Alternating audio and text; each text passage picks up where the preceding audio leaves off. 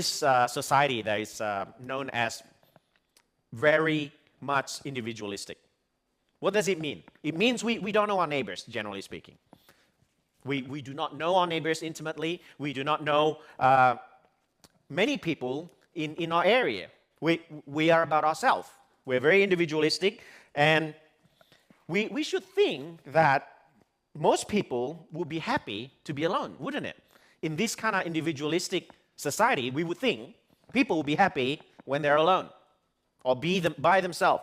Well, that's not true, actually. And it has been proven, in fact, during the pandemic, where we are forced to be alone, to be isolated from one another, we saw a significant increase in mental health related issues. So it proves that even in this kind of society where people, we think individualistic means we like to be alone, that's not true. People are suffering throughout the forced isolation during the pandemic. Now, being alone is one of the greatest fears that many people have. Being alone, to be lonely. Now, this is not just for old people issues. We thought this is just old people issue, like our parents, our grandparents, the elderly. No, actually, teenagers, survey done by the National Youth Mental Health Foundation found two-thirds, 70% of young people, of teenagers, feel lonely and left out. Majority of teenagers feel lonely and left out. Now, if you're a teenager at home, you know. They're constantly on their phone, on their computer. Yet, two-thirds of them feel lonely and left out. Now, young professionals are the same. And there's a trend for young professionals. Now, I'm not sure whether you are part of this trend or not, but if you're part of this trend, you're just proving that even in this individualistic kind of society, we do not like to be alone. The trend is now for young professionals is to be part of a running club. If you're not part of a running club, man, you're so old. If you're young, you're happening, you're hip and happening, right? You're a young professional. You need to be part of a running club. That's what it is to be, to be living as a young professionals today. Now, retirees are no different, and they soothe their loneliness, their fear of being alone, by taking what I call the 3 Bs: the bowling, the bridge, and the bingo. That's what they do. They try to find a small community that could be part of their life. So regardless of age, we are all longing for connection, even in this individualistic society. But this is the thing. If the youth who are more socially connected than any other age group, and they are struggling with loneliness, what chance do the elderly have? So as a teenager, when I was a teenager, we don't have phones. There's no such thing as mobile phones. The phone is connected to your wall at home, right? And you got to turn the dial. You actually turn the dial to make a call. It takes 2 minutes to make a call because you have to go and wait after the dial go back. If you're young, you don't even know what I'm talking about. But as a teenager, we don't have fun. We just hang out. I love hanging out with my friends. What do? It doesn't matter. A lot of times we just hang out. We don't do anything. We don't do much. And my mom asked, so what did you guys do? I said, well, don't know. We didn't do much. But we hang out all day. In fact, being together, it's all that matters. It's not about what we do. It's about being together. And I remember I was devastated when my parents decided to send me overseas when I was 15 years old. My fear was, I'm going to lose my friends. I'm not going to have any friends. So that's our fears, even today. So where are we in our story in the book of Genesis? We get to the part of Jacob. Remember Jacob? We got Abraham, we got Isaac, now we get to Jacob. And if you know your Bible, you know your Old Testament, the God of the Bible, Yahweh, is known as the God of Abraham, the God of Isaac, and the God of Jacob. So we get to Jacob. Jacob was the younger of two twins, of a twin brother's younger brother of Esau. Not by much, perhaps only by a few minutes, we are not told, but he's basically grabbing the heel of his brother, right? So it's sort of like necks, right? So by a few minutes, perhaps, enough for for Jacob, to miss the firstborn right just by a few minutes, perhaps seconds. So Jacob took his brother's Esau.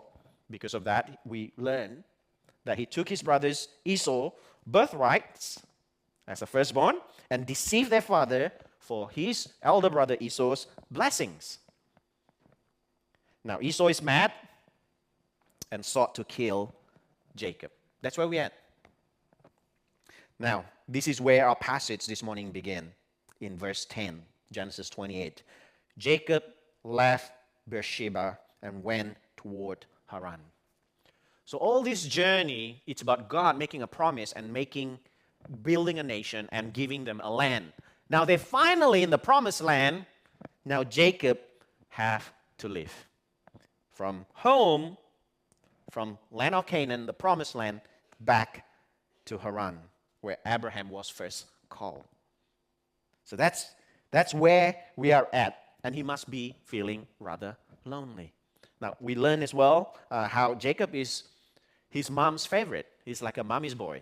His mom's favorite. And now he's all alone on the run as a fugitive. It was pointed out as well before last week that he will not see his mom again.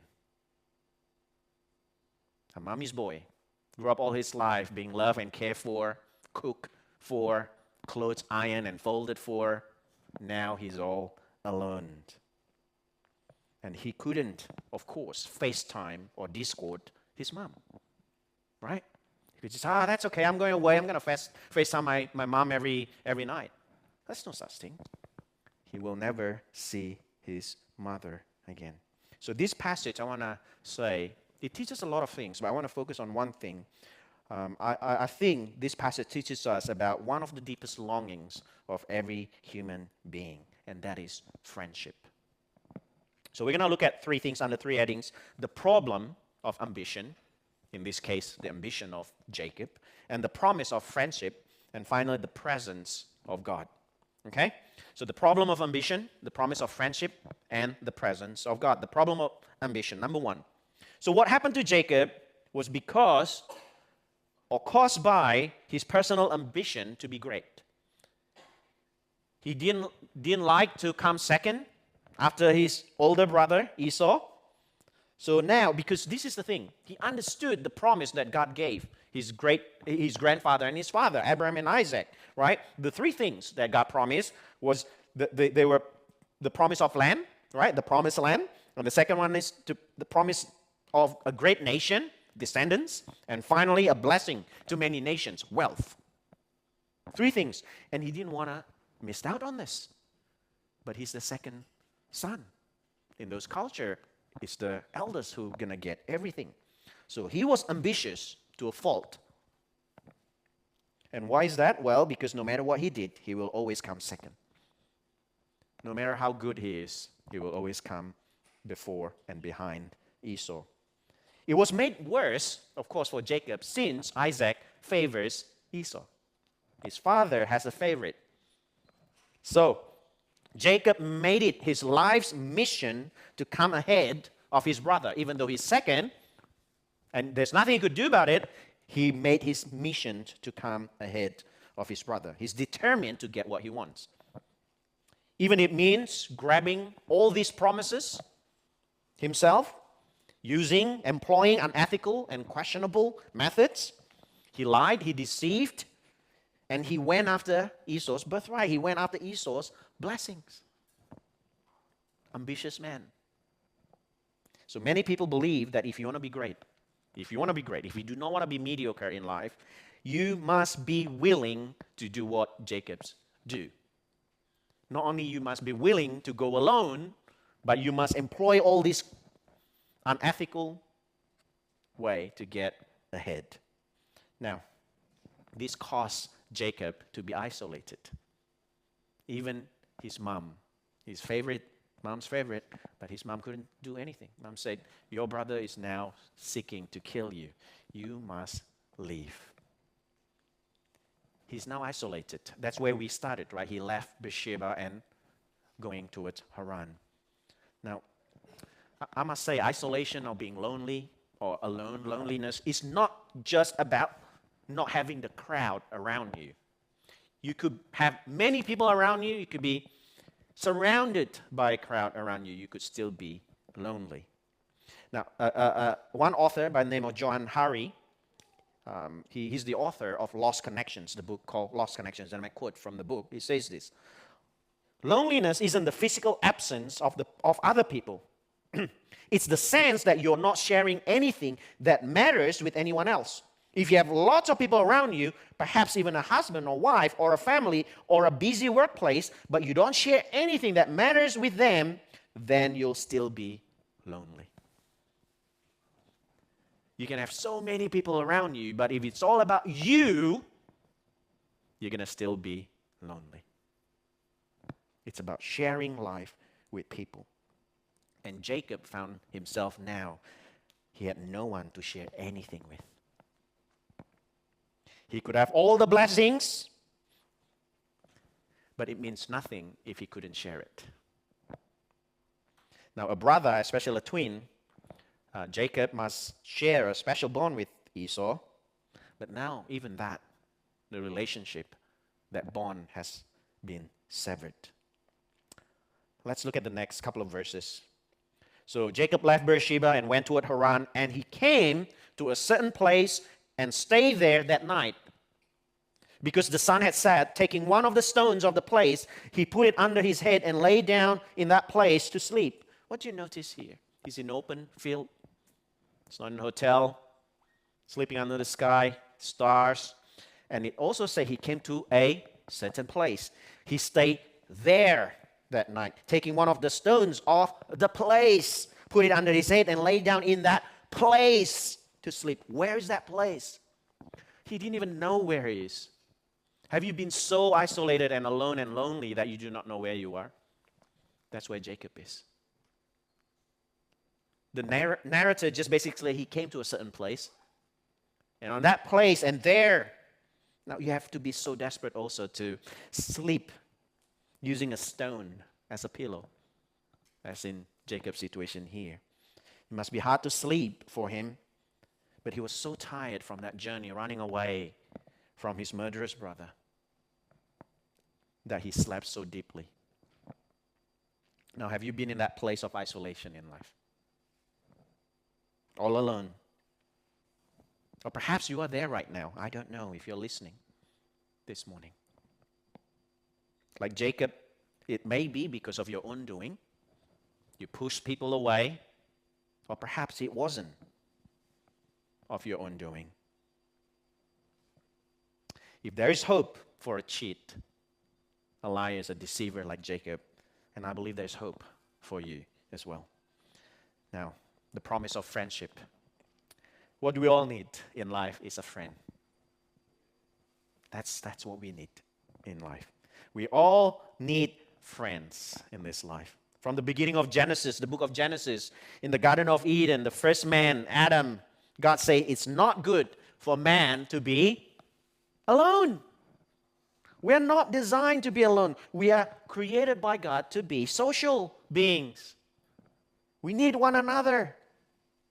God's created us that way. However, we need more than a companion. We need more than a spouse or a significant other, a boyfriend, a girlfriend, because exclusive love as in marriage relationship or boyfriend-girlfriend relationship between two people,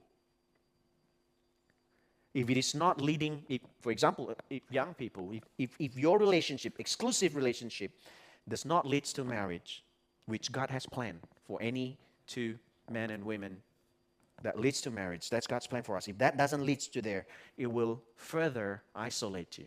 So those of you who are young, who are not married, and you have a significant other in your life, if you're not careful, rather than having a companion, you would isolate other friends in your life. Now, if you're married and you've been dating before in the past, perhaps you experienced that, where you have so many friends, and as soon as you have this significant other in your life, you start having no time for other people in your life, including your parents. Your parents see less of you. Your friends don't even see you. Then they say, man, dude, bro, you changed. That's probably what they say. because you start isolating them bit by bit. Now, I want to say friendship and marriage are God's invention. However, in our fallenness, since Adam and Eve took that bite of the forbidden fruit, we have abused that God good intention for relationship. We abuse it by isolating other people for the sake of having a companion. That wasn't God's design. God doesn't say, now that you have significant other in your life, you have a spouse, you isolate other people. You don't need anyone else. That wasn't God's design. It was because of our fallenness that happened. And I've seen this, I witnessed this, even in good intended Christian family. As they got married, happy, what happened is their friends start dropping off from their life. It's all about the two of them. And then when they have kids, it's just basically about their kid. Their child, now, the child is God's good blessing, has become a new God in the household.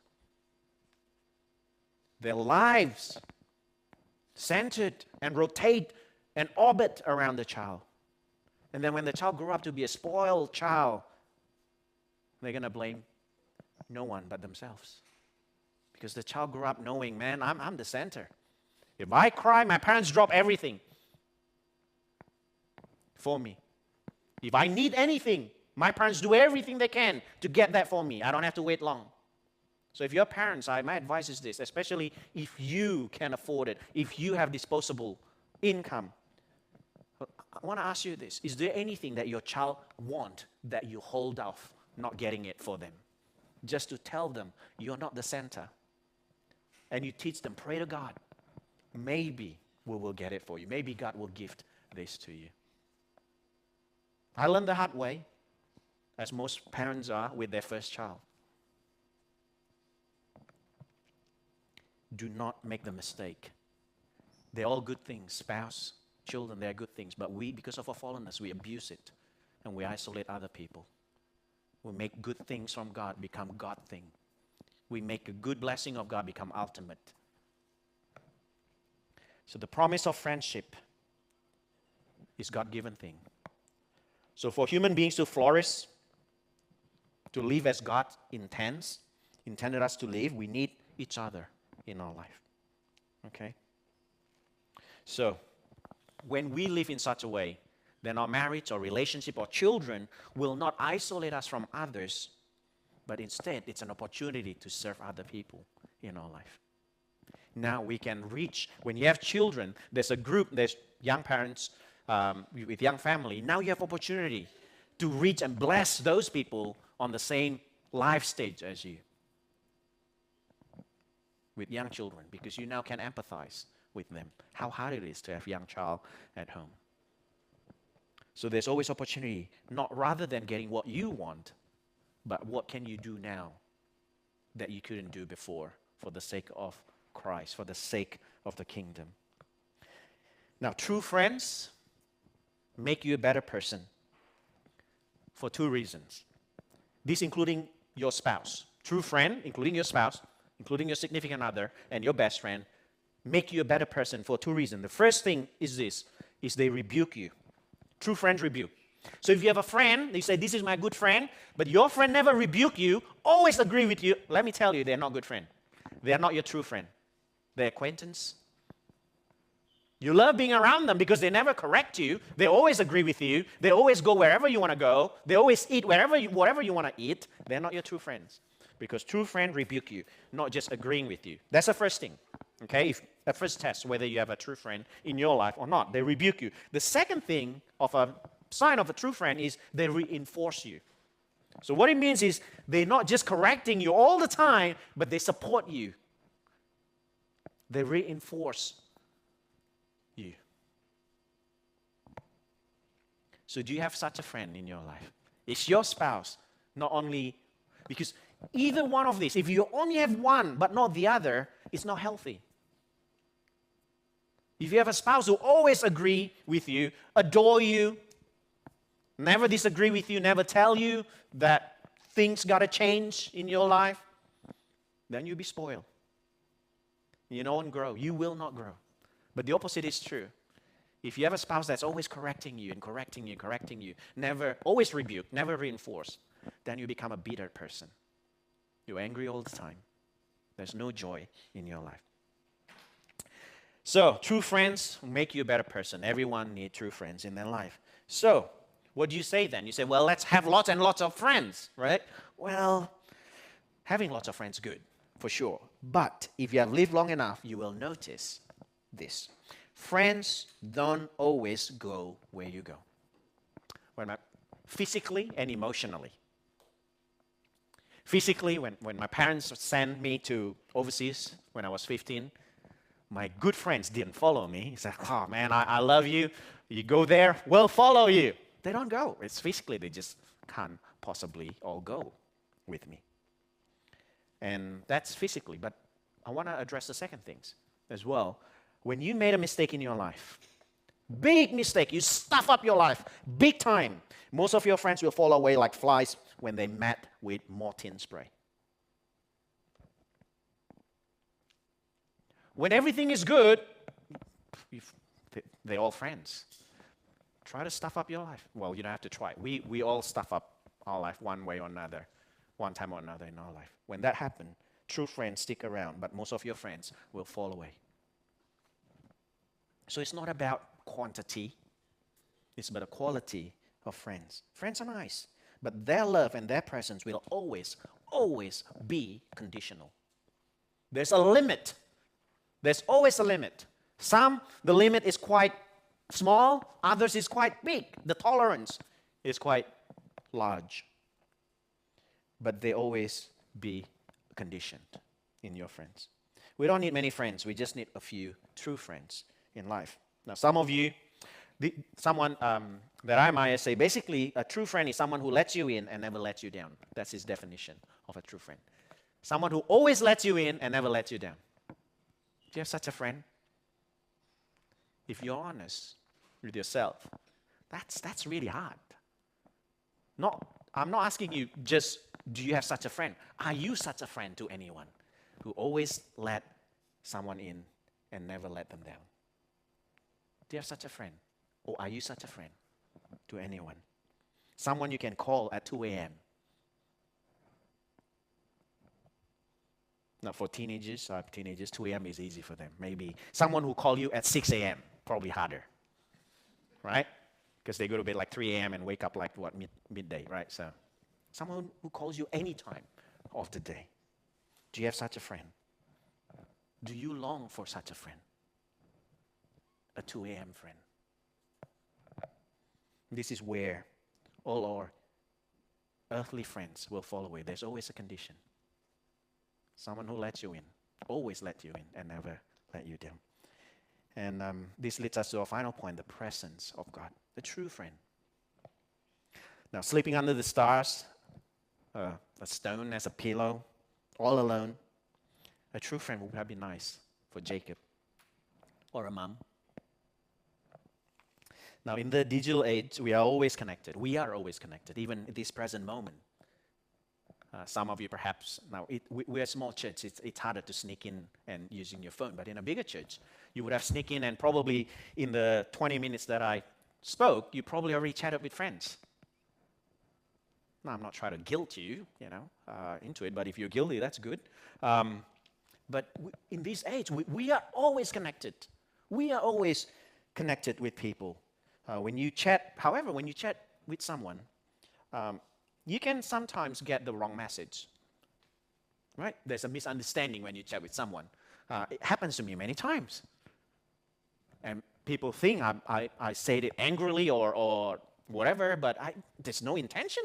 The reason is because when you text someone, when you chat with someone on your phone, there's no tone of voice, right? There was just no tone of voice when you speaking, as in when you're speaking to someone in person, face to face. There's facial expression, there's tone, there's body language. So you can say seemingly harsh words, but can be accepted in a quite pleasant way when you're in person. This is the reason why a physical presence is so important. So for Jacob, even at that time, if there was smartphone and iPhone and stuff, and he could FaceTime his mom, it wouldn't be much help, because a physical presence is what Jacob needs. It's a physical presence of a true friend is what you and I need in our life.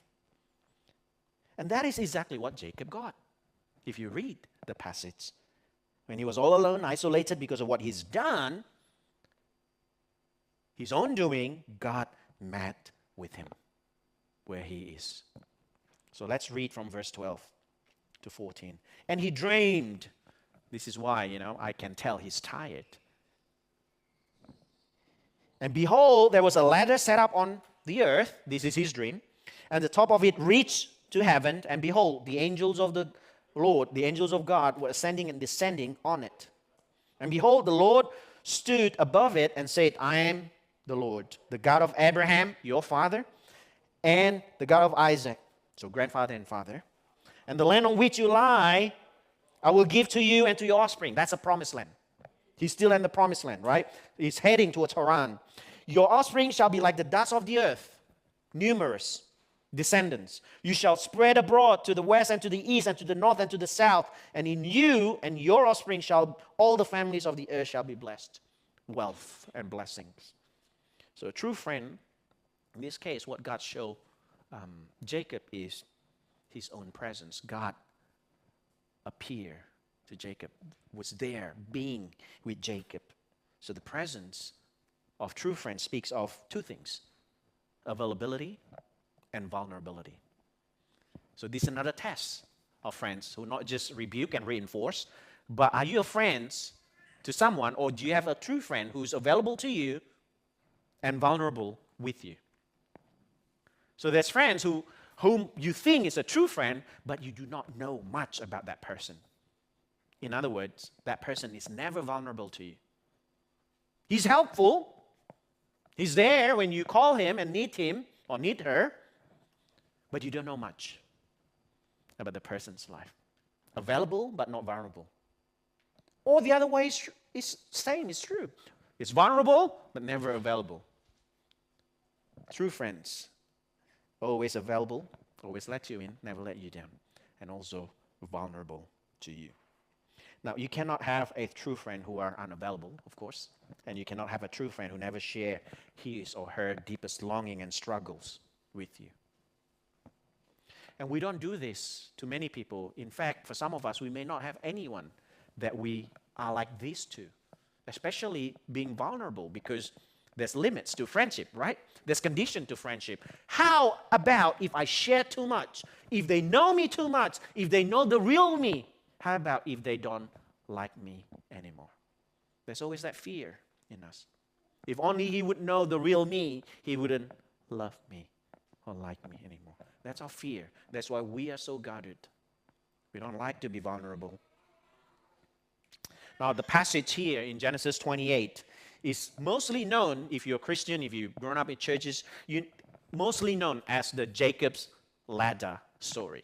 But that is so wrong. Like, that term is so wrong. First, it's not Jacob's ladder. It's not Jacob's. It's God's, right? But the second thing, it's not a ladder, as in like, you climb a ladder, only one person. It says here the angels, perhaps hundreds of thousands of them, descending and ascending from heaven to earth. So it's more like a stairway. Imagine a grand stairway with thousands of angels ascending and descending. So it's God's stairway. But for the sake of familiarity, I'm gonna refer to it as a ladder. Okay? But when I say Jacob's ladder or ladder, imagine a giant grand stairway. That's what it is. Now, at the lowest point of his life, God's grace met with Jacob here. Jacob didn't seek God. Do you notice that? He just tired, went to bed and sleep. And God met him. It was God's intention. It was God's initiative. He sought Jacob out. Sometimes when you're lonely, when you're so depressed in your life, it's a good advice when you have a friend who's kind enough to tell you, you got to find God, you got to seek God. That's good advice for most people who are so deep in depression, in such a deep and dark pit. That's the last thing they want to hear. And there's hope, because you don't have to sort out God. The God of the Bible sought you out in your deepest pit, in your deepest, darkest depression, and loneliness, God sought out Jacob. Jacob just had no strength, a stone pillow on his head, he's just knocked out. But God sought him out. So there's hope. If you have friends, if you're like that, if you have friends who are in this situation where it's just so hard for you to get in because the person, your friend, is so alone right now and so depressed right now, there's hope. One thing you could do is to pray. Your presence will help. Your words may not help, especially if you start giving them Bible verses, accusing them, convicting them. That need to come later on, not at that moment. There's hope because God that we worship sought people like this out. So God's grace is often unexpected and undeserved. Just in Jacob's case, it was Jacob's own doing that he's a fugitive right now, but that doesn't stop God's grace to meet with him. So this is the irony, right? Jacob worked so hard to grab all the blessings, and now he finds himself losing all the things that he worked so hard for. Who at this point, who's on the promised land? It was his brother Esau who's on the promised land, and Jacob's on the way out of the promised land. Yet God met with him and made a personal covenant with Jacob. Jacob lied and deceived to receive the inheritance he didn't deserve. Now he's on the run, yet God met with him and promised him all these things that he did not deserve, that he tried to steal from his brother. So God's love, this is what grace is. God's love came down and kissed an undeserved sinner like Jacob. That's grace. And that's available to all of us, to your friends, to your colleagues. In Genesis 28 verse 15 says, "Behold, this is God's word. I am with you, Jacob, and I will keep you wherever you go, and I will bring you back to this land, the promised land. For I will not leave you until I have done what I have promised you." The only end clause, the only condition is that when all these things I promise you is done. Let me tell you, there's no such friends on earth that can do this for us. That will say, I'm with you through good and bad. I will keep you and I will bring you back. I will never leave you. I will never forsake you. So 3 things God promised Jacob here: his presence, his protection, and the promised land. 3 P's. So what God offered Jacob is nothing short of his personal friendship with Jacob, the liars, the deceiver. So God let Jacob in when Jacob deserved to be left out. God promised Jacob, I will be with you wherever you go. This includes not only the things that he has stuffed up before, but also the things that he will stuff up in the future. God said, I will never let you go. I will always be with you, even when you made a huge mess in your life. Now tell me if you have such a friend in your life. No human friend in this world can make such a promise. However, because Christians have experienced this kind of friendship from God, Christian ought to be the best of friend that your friend can have. Because we have experienced such friendship from God, we, Christians, should be the best kind of friend your friend can have. Jacob's response to all this outrageous grace from God, undeserved grace from God, verse 16. Then Jacob awoke from his sleep and said, surely the Lord is in this place, and I did not know it. And he was afraid and said, how awesome is this place? There's none other than the house of God, and this is the gate of heaven. Now, his response is afraid because the God's presence is there. Now, we lost this today, right? In today's world, we lost this fear of God. Every time the angels of God appear in the Bible, the first word is do not fear, because people are afraid. Now we think God is our buddy, right? We come whenever we want to come. Again, if you feel guilty for coming in late, you should be. We have no reference anymore. We don't prepare our heart anymore to come and worship God. Imagine if the President of the United States or the Prime Minister of Australia or the King of England invited you. Say, hey, I've got an invitation on my birthday. Come. You would have prepared. You think about what I'm going to wear. There's nothing I could wear even though your wardrobe is full. You say, I got to shop a new clothes. You're going to make sure you are there early. That's a human king. We got a King of Kings, the Creator, and we treat him less than our appointment with the movie. We say, I paid good money to watch this movie, I better be on time. Even early enough to queue up for my popcorn. Yet with God. That's why the Bible says every time angels come, say, fear not, because there's a sense of fear. Now he was afraid because God's presence there. So verse 18. So early in the morning, Jacob took the stone that he had put under his head and set it up vertically now as a pillar, for a pillar, and pour oil on top of it. He called that name of that place Bethel. Now he named it Bethel, the house of God. From just a certain place, that place, there, no name. As far as Jacob is concerned, now he named it Bethel. But the name of that city was Luz at first. Then Jacob made a vow saying, if God will be with me and keep me in this way that I go, and will give me bread to eat and clothing to wear, so that I come again to my father's house in peace, he returned, then the Lord shall be my God, and this stone, which I've set up for a pillar, shall be God's house. And of all that you gave me, I will give a full tenth to you. This is his response to a generous God. This is not a condition. It's not like, God, if you do that, then I'll do this. It's not. God said, I will do it. God doesn't wait for Jacob to say, now, if I do this, what will you do? God's promise to Jacob is not on conditions that Jacob will do all these things. This is just a response to what God has said he will do. For us, this is the application for you and me. It's not enough to be impressed or even grateful with God's grace in our life. It's not enough. Just as Jacob, knowing all this, we must too respond. We must respond. How do you respond in receiving God's grace in your life? For Jacob, he responded by giving a total commitment to God. This is his way of committing his life, laying down his life for God. So what does your commitment to God look like today? If you are a Christian, you have received God's grace in your life. What is your commitment to God?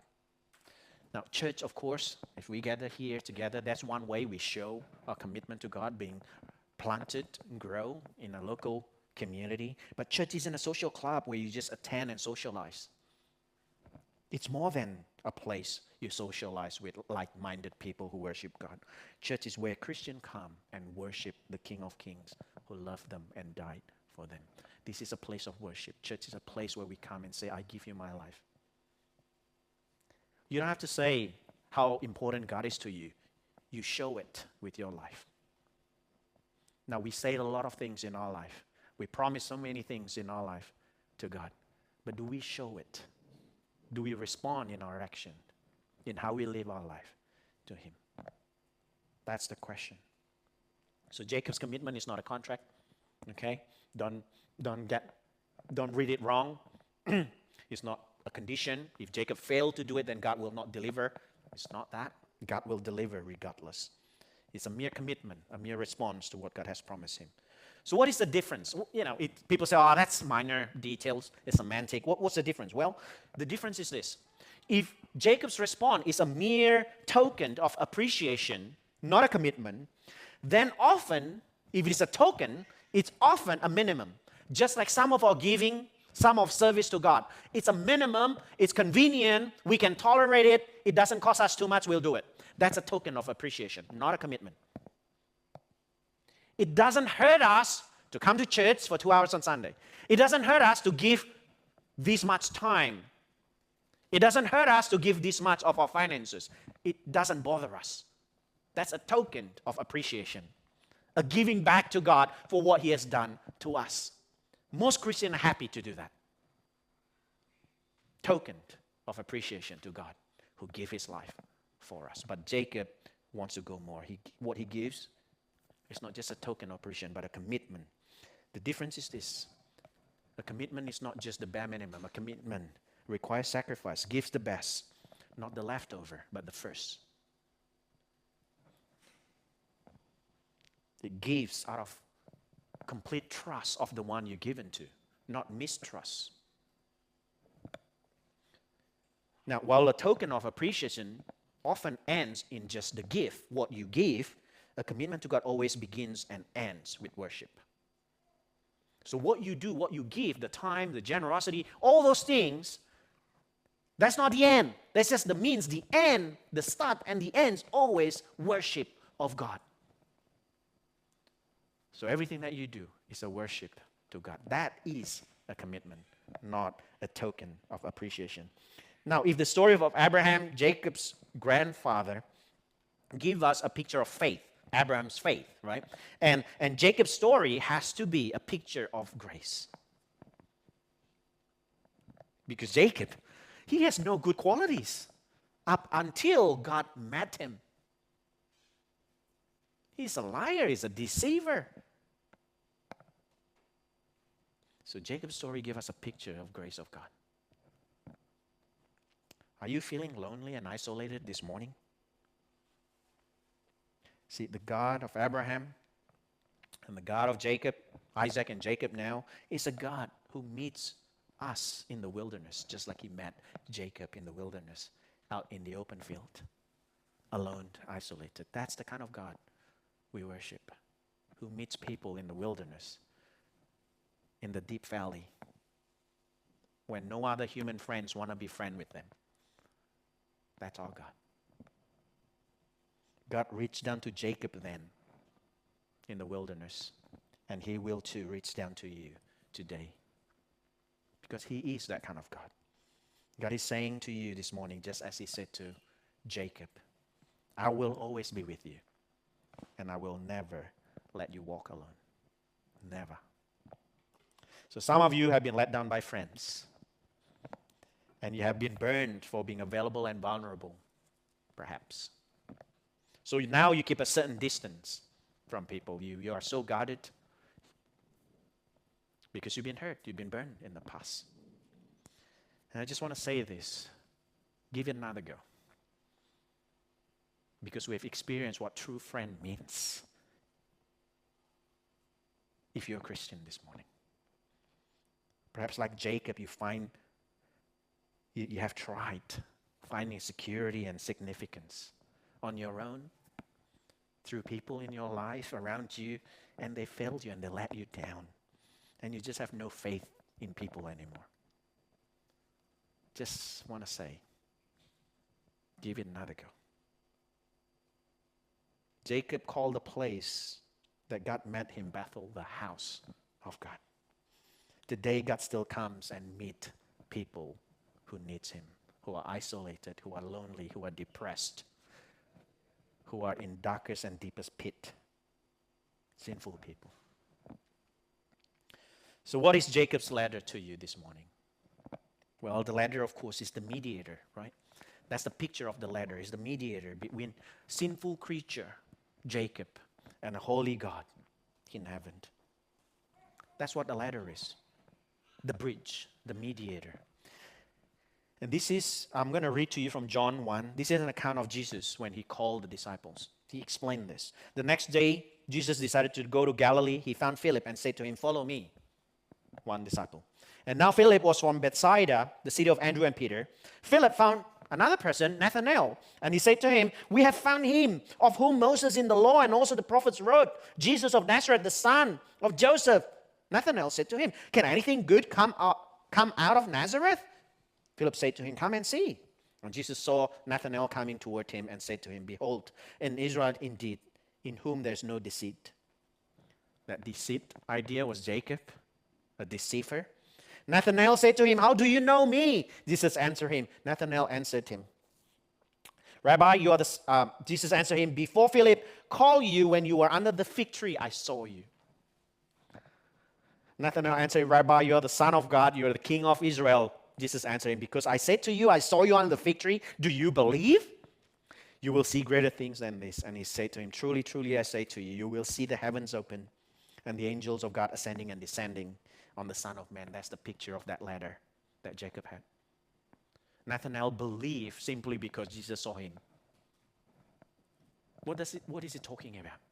You see, we are so guarded in our life, we're isolated because we have mistrust of people. We do not want to be vulnerable with people. We don't want people to see us the way we truly is. But when Nathanael vulnerable before God, before Jesus, he believed. Jesus said, I saw you, Nathanael. And this gives us a context that at that moment, Nathanael believed because there's no way anyone could have known. Perhaps Jesus gave him a clue, a hint of what Jesus saw when he was under the tree when no one's around. This morning, perhaps you think that no one understands you, not even your spouse, not even your parents understand what you're going through right now. Jesus is saying to you, I see you. I see who you truly are. And he said, you will see heaven, Nathanael, open, and the angels of the Lord ascending and descending on the Son of Man. What's missing here? The ladder is missing.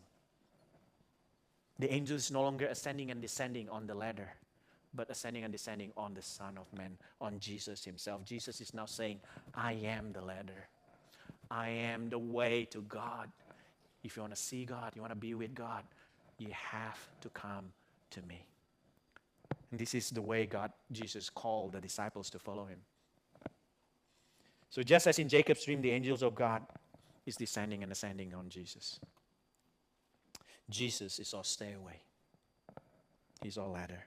Jesus said in John 14:6, I'm the way, the truth, and the life. No one comes to the Father except through me. No one.